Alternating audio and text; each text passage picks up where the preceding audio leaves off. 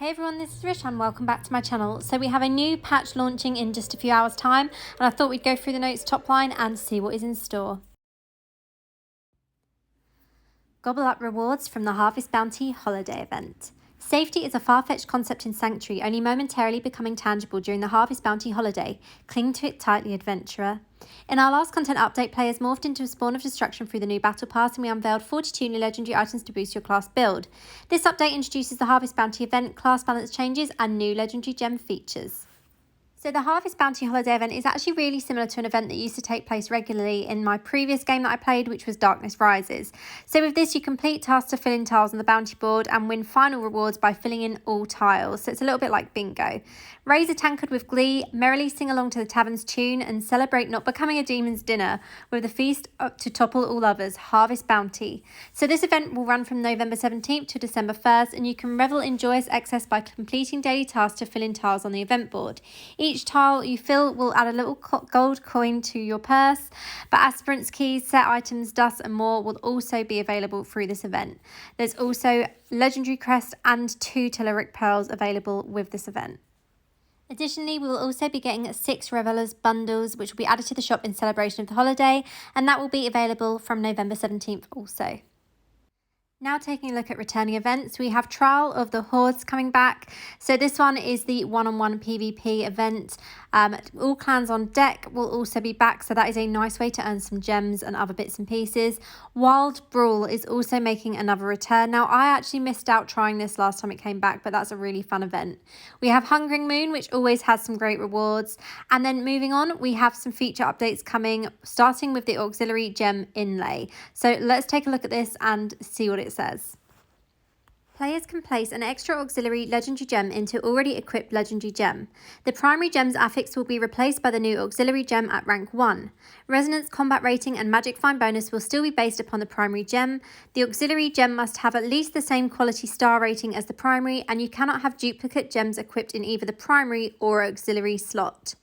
Moving on to the developer's note, players invest a great deal of resources and time into ranking up their legendary gems, so deciding to try out new legendary gem hasn't been an easy decision.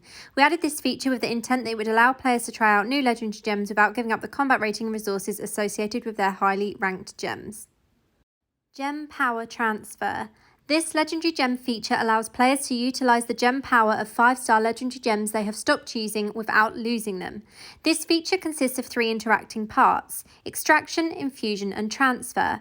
Only 5-star of any rating legendary gems of at least rank 2 can be extracted, infused or transferred.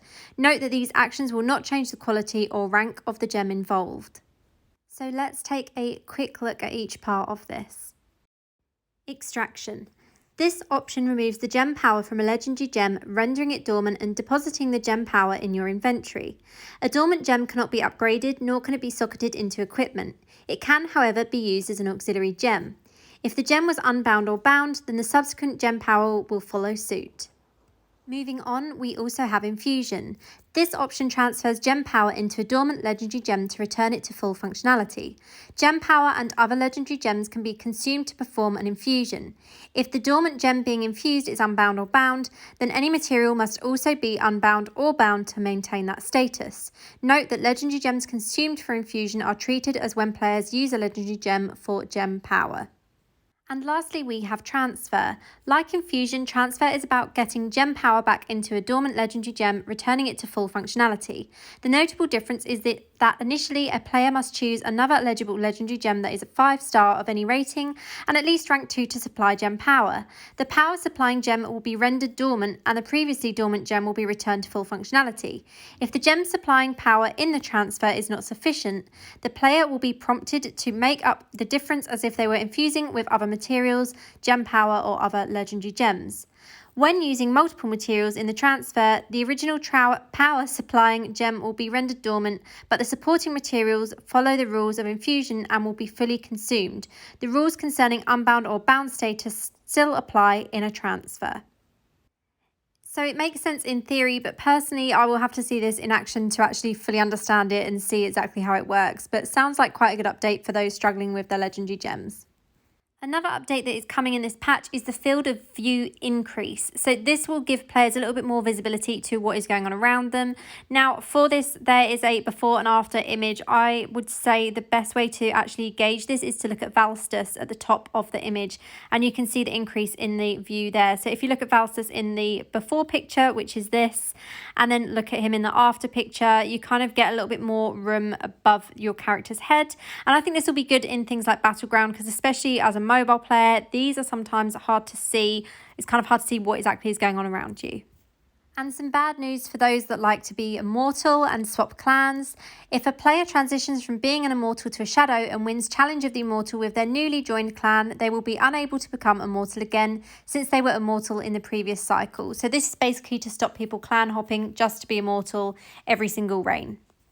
Moving on, we have some, once again, I'll say so-called class balance. So in general, the damage players deal to summons is reduced from 200 to 150% in both Battleground and Rite of Exile. Again, for this class balance, I will just be going through Wizard. If you want full details, please check out the patch notes on the Blizzard website. So starting off with the Wizard skill, Black Hole cooldown is reduced from 20 to 18 seconds. Wizard items affected by this are Devouring Void, where Black Hole's cooldown is reduced from 20 to 18 seconds. Chaos Rupture, which explosion delay from Black Hole is reduced from 2 to 1.5 seconds.